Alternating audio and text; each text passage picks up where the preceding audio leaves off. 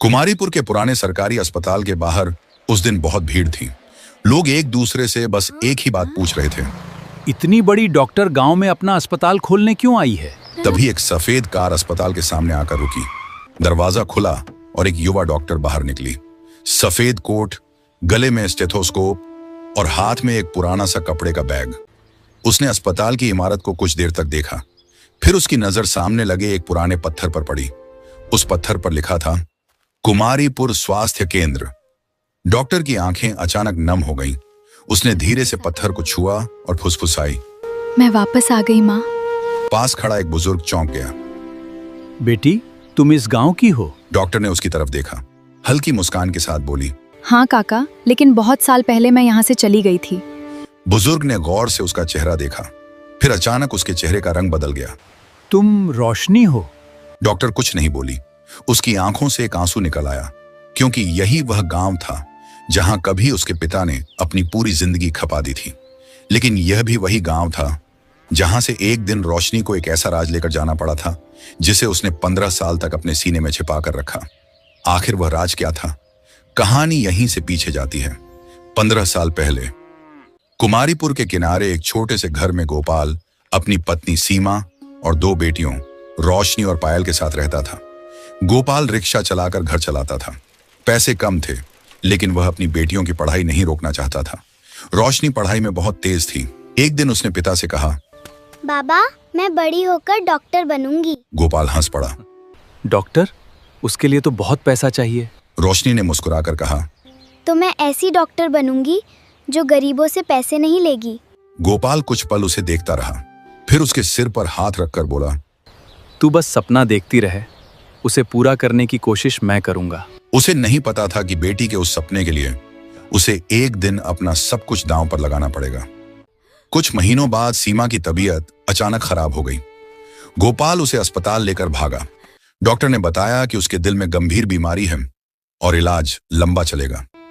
गोपाल ने दिन रात रिक्शा चलाना शुरू कर दिया। रोशनी पढ़ाई के साथ मां की देखभाल करती। एक रात सीमा ने रोशनी को अपने पास बुलाया। उसने एक छोटी सी पुरानी डायरी उसके हाथ में दी। रोशनी ने पूछा, माँ, इसमें क्या है? सीमा ने कमजोर आवाज में कहा, इसे अभी मत पढ़ना। फिर कब? सीमा ने उसका हाथ पकड़ लिया। जब तुम्हें लगे कि तुम्हारे बाबा तुमसे कोई बहुत बड़ा सच छिपा रहे हैं। रोशनी कुछ समझ नहीं पाई। उसने डायरी संभाल कर रख ली। लेकिन कुछ ही दिनों बाद सीमा की हालत अचानक बहुत बिगड़ गई। गोपाल उसे लेकर अस्पताल पहुंचा। डॉक्टरों ने पूरी कोशिश की, लेकिन सीमा को बचाया नहीं जा सका। रोशनी मां से लिपट कर रोती रही, मां, आपने तो मुझे डॉक्टर बनते हुए देखना था। उस दिन घर की हंसी हमेशा के लिए खत्म हो गई। लेकिन रोशनी ने अपना सपना नहीं छोड़ा। उसने मां की डायरी अपने पास रख ली।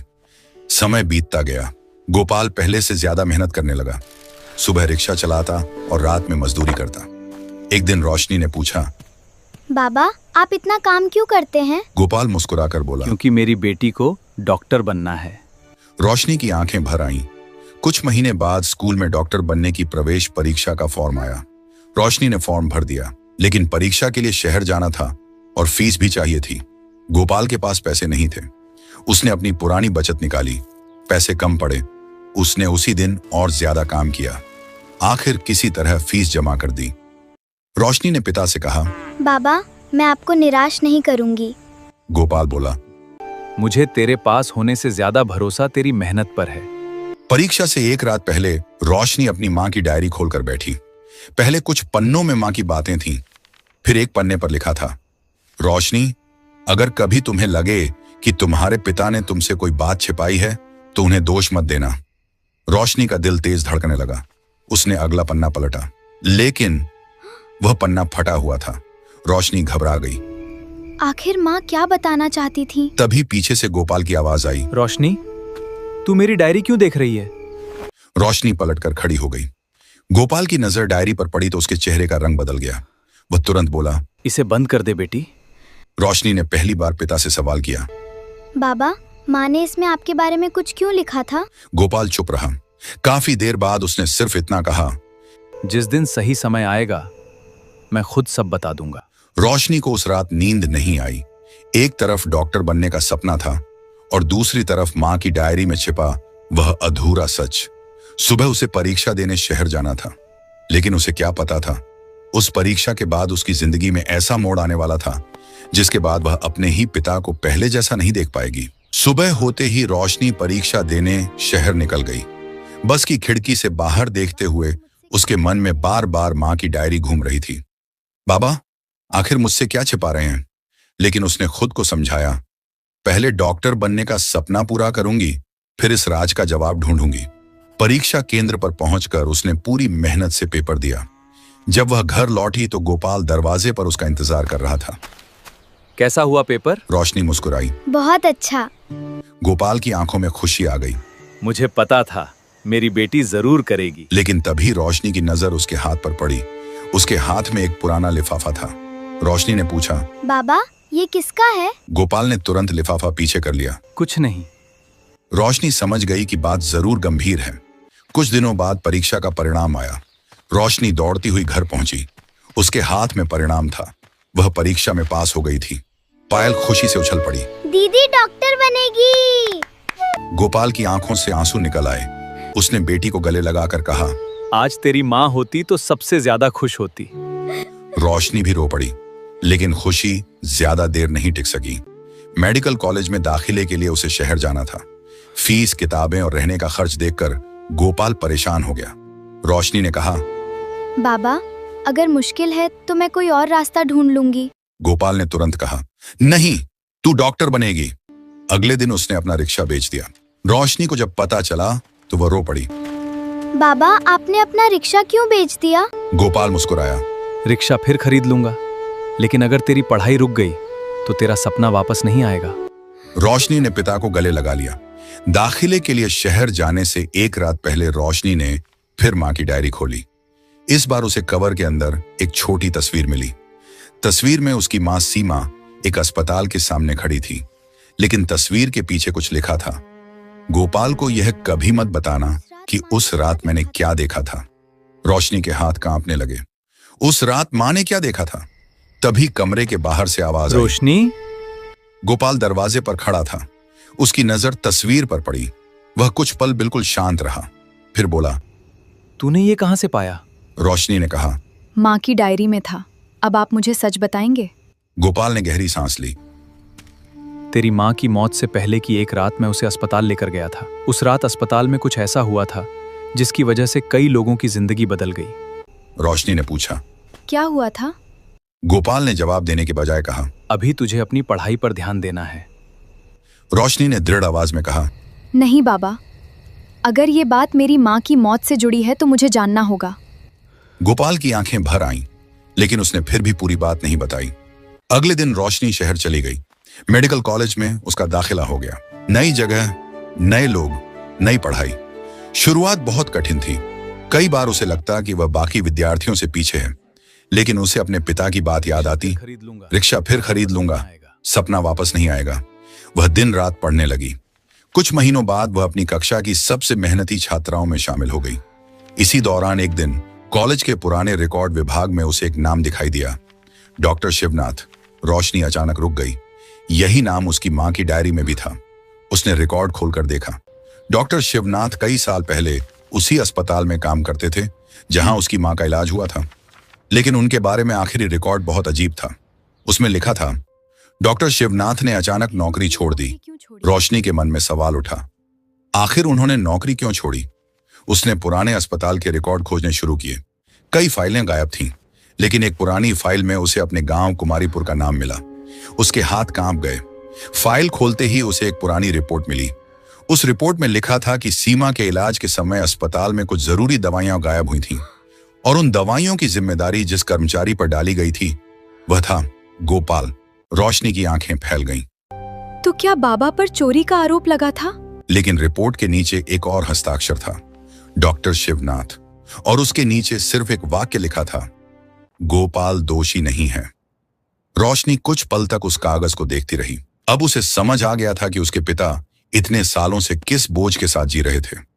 रोशनी उसी रात पिता को फोन करने वाली थी, लेकिन तभी उसके फोन पर एक अनजान नंबर से संदेश आया, अगर तुम अपने पिता का सच जानना चाहती हो तो कुमारीपुर के पुराने अस्पताल में बंद कमरे को खोलना होगा। रोशनी का दिल जोर से धड़कने लगा। उसने तुरंत जवाब लिखा, तुम कौन हो? कुछ देर बाद सिर्फ एक जवाब आया, वही व्यक्ति जिसने तुम्हारी मां को आखिरी बार सच बताते हुए सुना था। रोशनी के हाथ से फोन लगभग छूट गया। उसने उसी समय फैसला किया, वह कुमारीपुर वापस जाएगी, लेकिन उसे नहीं पता था कि जिस पुराने अस्पताल का दरवाजा वह खोलने जा रही है, उसके पीछे सिर्फ उसके पिता का राज नहीं था, उसकी मां की मौत से जुड़ा सबसे बड़ा सच भी वहीं छिपा था। कुमारीपुर लौटते समय रोशनी के मन में सिर्फ एक सवाल था, पुराने अस्पताल के बंद कमरे में आखिर क्या छिपा है? शाम होते होते वह अस्पताल पहुंच गई। इमारत वर्षों से बंद पड़ी थी, दरवाजे पर जंग लगा ताला लटक रहा था। रोशनी ने आसपास देखा, तभी पीछे से आवाज आई। तुम रोशनी हो? वह पलटी, सामने लगभग 60 साल का एक आदमी खड़ा था। रोशनी ने पूछा, आप कौन हैं? आदमी बोला, मेरा नाम शिवनाथ है। रोशनी के पैरों तले जमीन खिसक गई।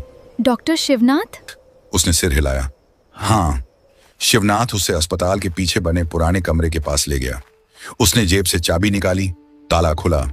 अंदर धूल से भरी अलमारियां और पुरानी फाइलें पड़ी थीं।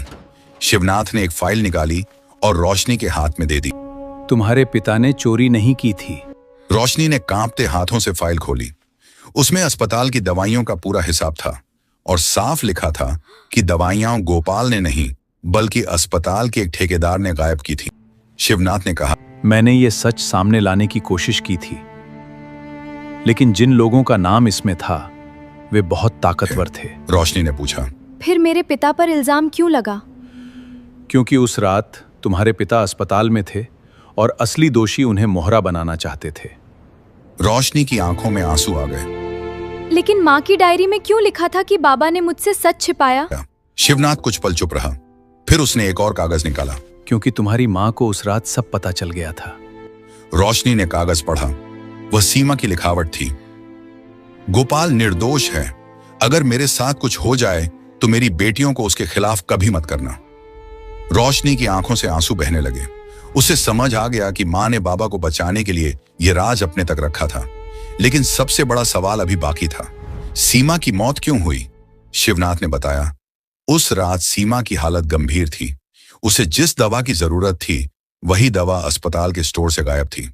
डॉक्टरों ने दूसरी दवा से इलाज करने की कोशिश की, लेकिन सीमा की हालत बहुत बिगड़ चुकी थी। अगर वह दवा समय पर मिल जाती, शिवनाथ बोला, तो शायद तुम्हारी मां बच सकती थी। रोशनी ने आंखें बंद कर ली। वर्षों से वह सोचती थी कि उसकी मां की मौत सिर्फ बीमारी की वजह से हुई। आज उसे पता चला, लापरवाही और लालच ने भी उसकी मां की जिंदगी छीन ली थी। रोशनी ने पूछा, फिर आपने इतने साल चुप क्यों रहे? शिवनाथ ने सिर झुका लिया। मैं डर गया था, लेकिन तुम्हारी मां ने मुझे जाते समय कहा था, अगर मेरी बेटी कभी डॉक्टर बने तो उसे यह सच जरूर बताना। रोशनी की आंखें भर आईं। माँ को भरोसा था कि मैं डॉक्टर बनूंगी। शिवनाथ मुस्कुराया। उन्हें तुम पर पूरा भरोसा था। अगले दिन रोशनी ने सारे दस्तावेज लेकर प्रशासन के सामने शिकायत दर्ज कराई। पुराने मामले की दोबारा जांच शुरू हुई। सालों बाद साबित हुआ कि गोपाल निर्दोष था। कुमारीपुर के कुछ लोगों को अपनी गलती का एहसास हुआ, लेकिन रोशनी ने किसी से बदला नहीं लिया। उसने सिर्फ एक बात कही, अगर उस समय गांव में अच्छा इलाज मिलता तो मेरी माँ शायद आज जिंदा होती। उसने उसी दिन फैसला किया, मैं ऐसा अस्पताल बनाऊंगी जहां गरीब को इलाज के लिए पैसे की चिंता न करनी पड़े। कुछ साल बाद कुमारीपुर के उसी पुराने अस्पताल की जगह एक नया बड़ा स्वास्थ्य केंद्र बनकर तैयार हुआ। दरवाजे पर बोर्ड लगा था, सीमा निःशुल्क चिकित्सा केंद्र। उद्घाटन के दिन गोपाल सामने बैठा था। अब उसकी आंखों में चिंता नहीं, गर्व था। रोशनी सफेद कोट पहनकर उसके पास आई। बाबा, तूने अपना वादा पूरा कर दिया बेटी। रोशनी ने उसका हाथ पकड़ लिया। नहीं बाबा, आपने मेरा सपना पूरा किया है। पायल भी पास खड़ी मुस्कुरा रही थी। केंद्र खुलते ही आसपास के गरीब लोग इलाज कराने आने लगे।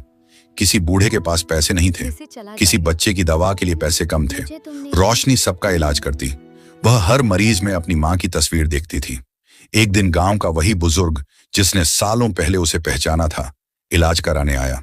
उसने रोशनी से कहा, बेटी, हमने तुम्हारे परिवार के साथ बहुत अन्याय किया था। रोशनी ने मुस्कुराकर कहा, गलती मान लेना भी बहुत बड़ी बात होती है काका। बुजुर्ग की आंखों में आंसू आ गए। शाम को रोशनी अस्पताल की छत पर खड़ी होकर कुमारीपुर को देख रही थी। गोपाल उसके पास आया। उसने पूछा, क्या सोच रही है? रोशनी ने दूर देखते हुए कहा, सोच रही हूँ बाबा, अगर माँ आज होती तो? गोपाल ने आसमान की तरफ देखा। तो सबसे पहले तुझे गले लगाती। रोशनी मुस्कुराई।